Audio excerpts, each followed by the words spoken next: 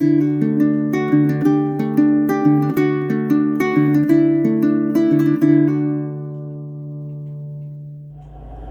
guys, Doug the Michigan Piper coming to you here in the Pipe Rest, and it's been a minute. If I did the math right, it's almost a month since I've done a video, other than the checking on the bees video I just did. But life gets that way sometimes. So no, I haven't fallen off the face of the earth, and yes, I'm still doing videos. And figured I'd do one today. It's a Saturday, and I'm just kind of relaxing.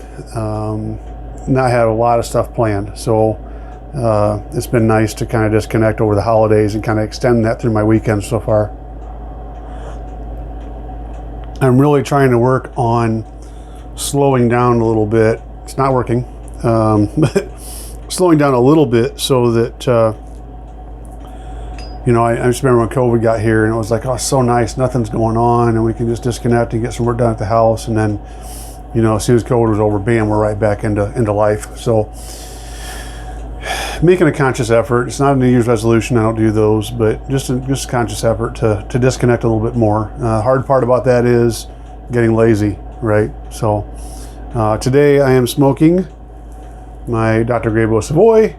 And in it, I am smoking a mixture I've been meaning to smoke for about probably close to 6 months now.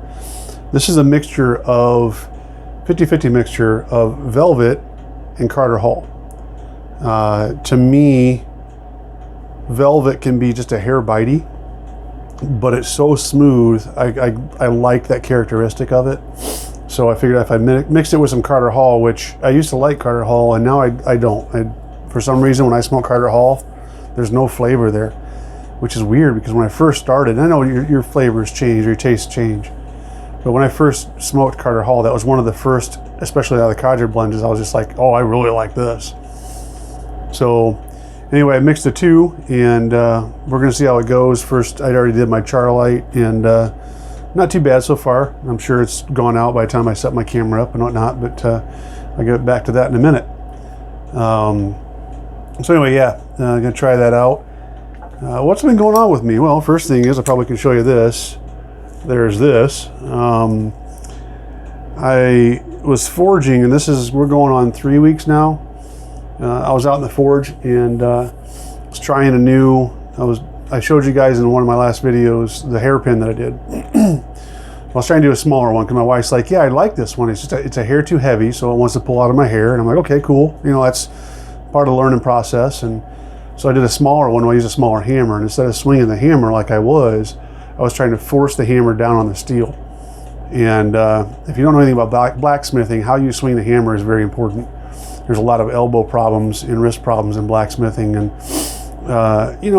I'd been out there for an hour and a half, I think, and I was like, man, my wrist is bothering me a little bit, but it wasn't horrible, and I'm like, yeah, I'll go on to do something else. And spent about another hour out there, and came in, and that night I couldn't move my hand. It was just excruciating pain anywhere I moved my hand.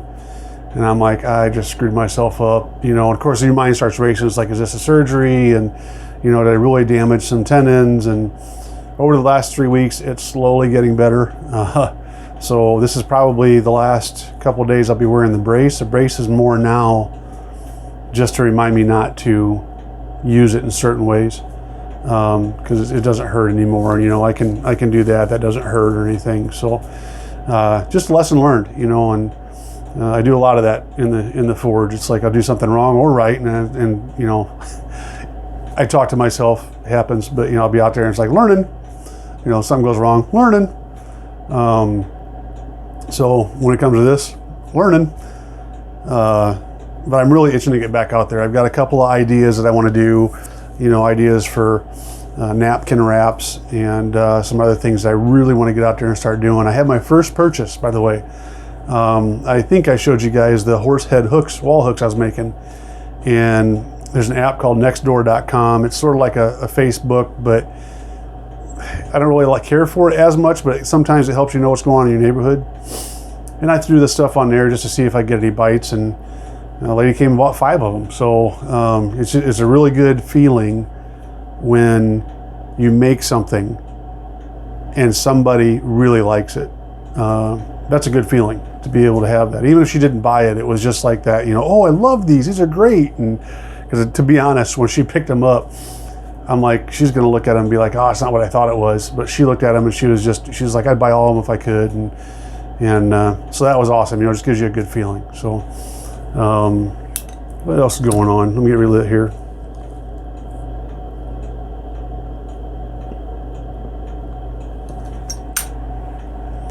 Really getting excited about the Ireland trip in May.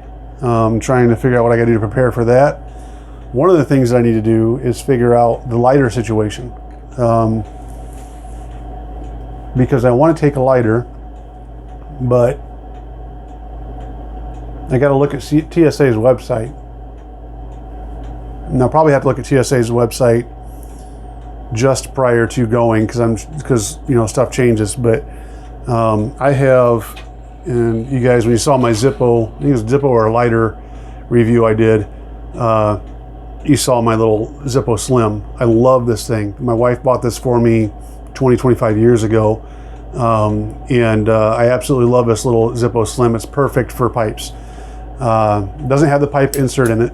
It's just a regular, you know, regular insert. But it's just a little smaller. It doesn't have that big massive flame, you know, like a normal Zippo does when you're trying to light your pipe. However, I don't want to throw this in my pocket and get on the plane or go to get on the plane. They're like, nope, gotta toss it. That would break my heart. So I need to check with them. If I forget, my other thought was I'm just gonna buy another Zippo Slim. And then if I can't have it, then I'm throwing away a $20 Zippo versus something that's got some sentimental value to it. So also need to get, can't keep it lit because I keep talking, obviously. I also need to get some kind of raincoat. They say it rains a lot there, so I want to look that up and go from there. You guys got any suggestions? Let me know. Other than that, not a whole lot going on, guys. Just waiting for this wrist to get better so I can get back out in the forge and enjoying life. Really am. I'm in a good place right now, and I always hesitate to say that because, you know, sometimes it seems like the other shoe falls as soon as you say something like that. But I really am. I'm getting deeper in my with my faith, trying to focus on that a little bit more, and things are going good at work. So I really can't complain to you guys. I really can't.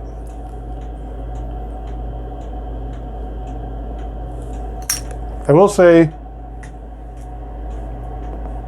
when it comes to the bees, I'm a little nervous. Sorry about that. I'm a little nervous on that because I think it's 60% of hobbyist beehives don't make it through winter in this area of the U.S. I only have one hive. 40% of commercial beehives in this area don't make it to the winter.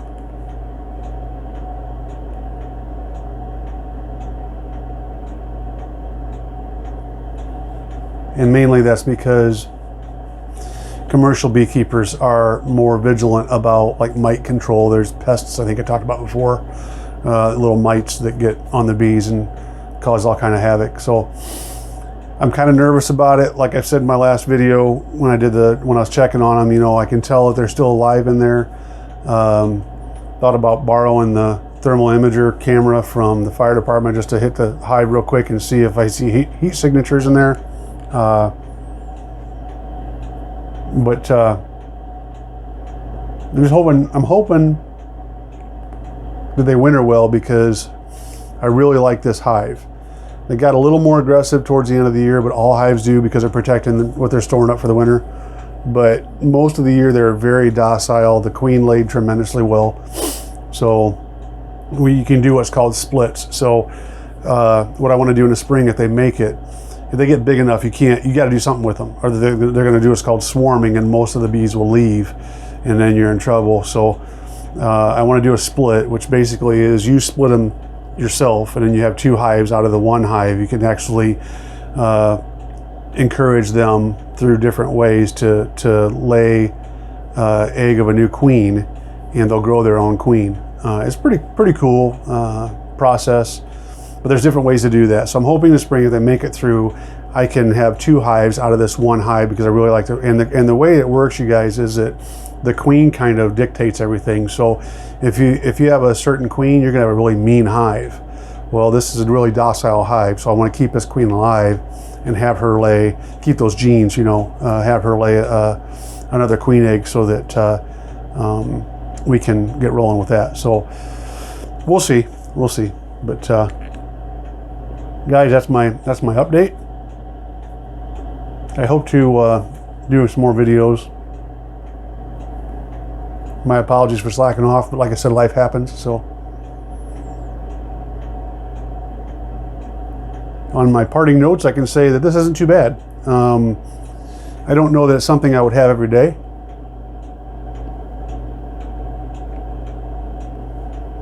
There's still some of the smoothness of velvet in there.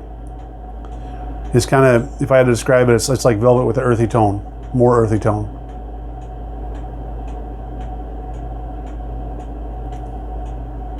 So anyway, that's what I got tonight, guys, and I really hope you're doing well. Until next time, you take care.